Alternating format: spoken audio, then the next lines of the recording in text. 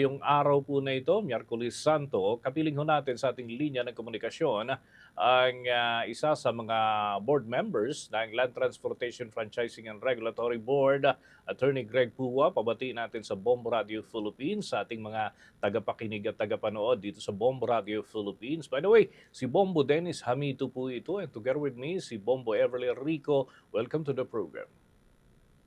Magandang umaga po Bombo Dennis at Bombo Ever, at magandang umaga po sa ating pong mga nakikinig. Kami makiki-update muna, no? Sa patuba yung mga bumabiyahe ngayon na mga bus patungo sa mga lalawigan, knowing na ganitong panahon talaga ang buhos ng nagsisiuwian matapos na magbawas ng biyahe yung ilang kumpanya. Syempre, ito yung worry ng iba. Kaya nag-aalinlangan na bumiyahe at mahal nga kasi yung presyo ng mga produktong petrolyo, attorney. Opo, Bombo Dennis, sapat po.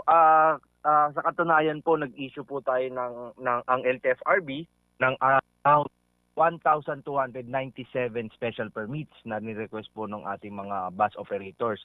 Bukod pa po rito, doon po sa ating mga terminal, malalaking terminal, meron po tayong inilagay na help desk, hindi lang po para kung saan pwedeng dumulog ang ating mga pasahero, kundi doon din po ay pwede po mag-issue ng special permit para kung sakali pong dumagsa ang mas dumami ang pasahero as expected, yung mga bus operators po na babiyahe kung saan man pong probinsya ay makakapag-request po ng special permit. Bukod pa naman po rito, Bombo Dennis, for the last 2 weeks po, kausap po natin ang ating mga provincial operators at handa naman po sila na mag-deploy ng mas maraming bus kung mas dadagsa po ang ating mga pasaherong pauwi sa ating mga probinsya.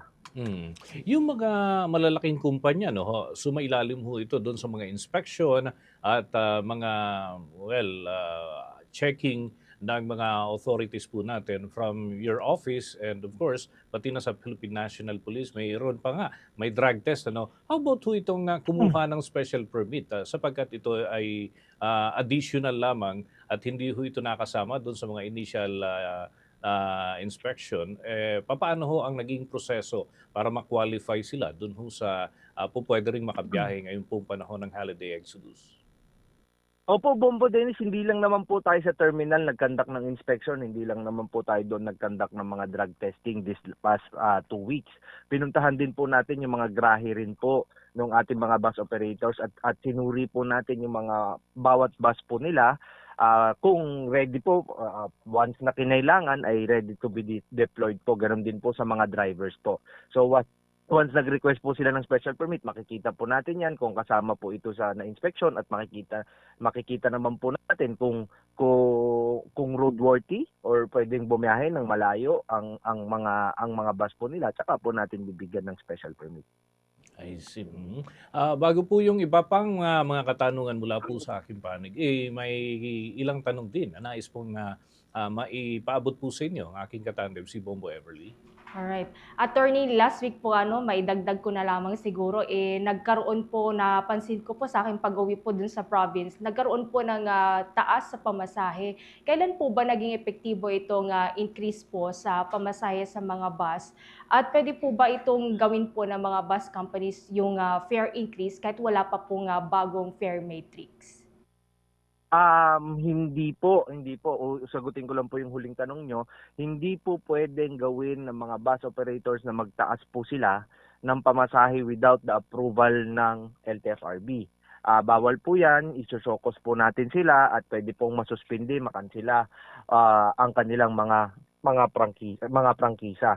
As regards naman po kung kung kailan, kung matatandaan niyo po, meron po, nagtaas po tayo ng pamasahe, naglabas po ang LTFRB board ng desisyon na nagtataas po ng pamasahe sa mga provincial buses.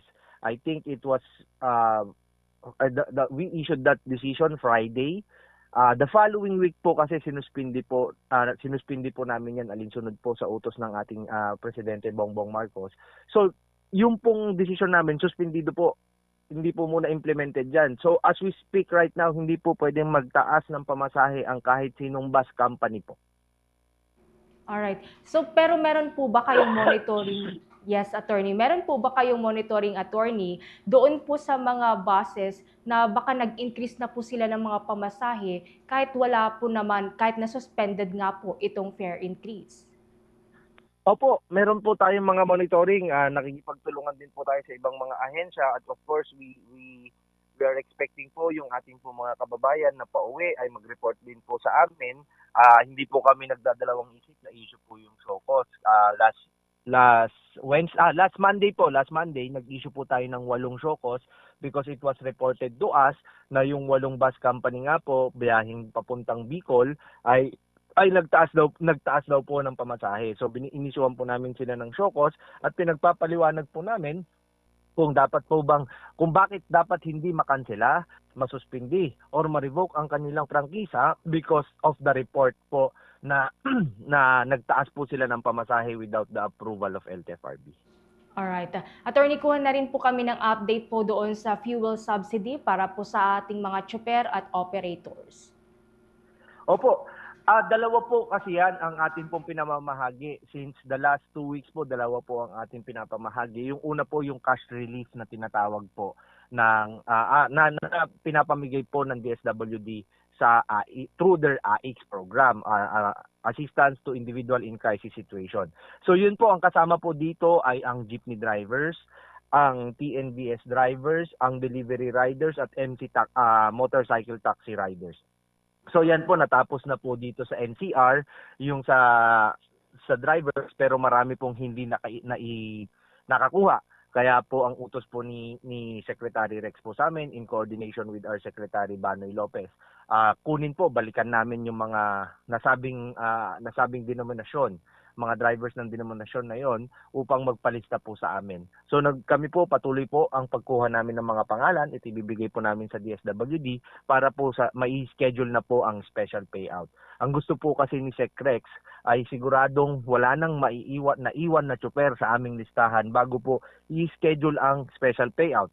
Otherwise po, mauulit lang na maraming sasabi na hindi po sila nakasama. Bukod pa rito po, meron po naman ang DOTR na fuel subsidy. Ito po, 2.5 billion po ang budget ng DOTR dito. Ang pamamahagi naman po natin dito ay iba't ibang klase.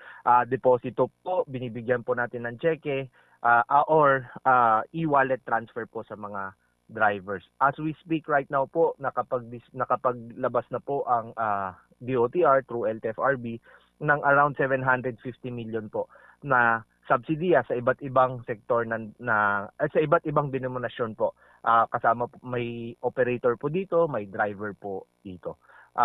Ngayon po, hahabulin pa po natin para po makapagdagdag sa panggastos sa gasolina ng ating mga operators.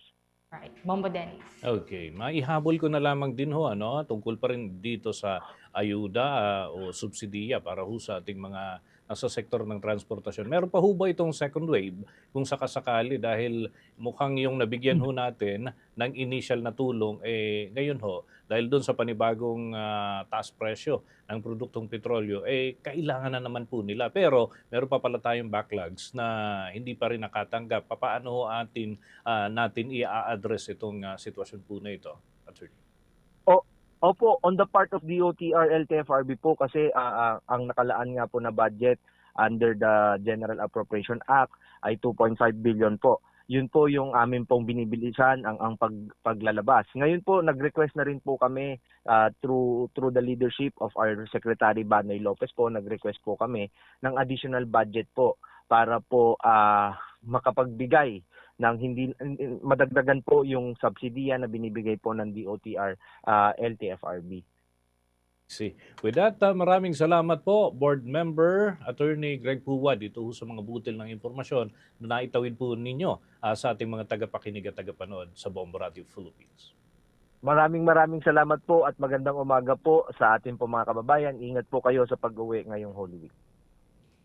Mga kabombo, mga Kastar Nation, nakausap po natin ang isa sa mga miyembro, isa ho siya sa board members ng Land Transportation Franchising and Regulatory Board, si Attorney Greg Puwa, kaugnay ho dun sa usapin ng kasapatan ng mga sasakyan na makakabiyahe, ano? So meron ho mga available, and yung update na rin doon sa pinagkakaloob na ayuda. For the most trusted source of news and information, visit our website at www.bomboradio.com. Follow us on Bombo Radio mobile app, Facebook, YouTube, TikTok, and X, formerly Twitter.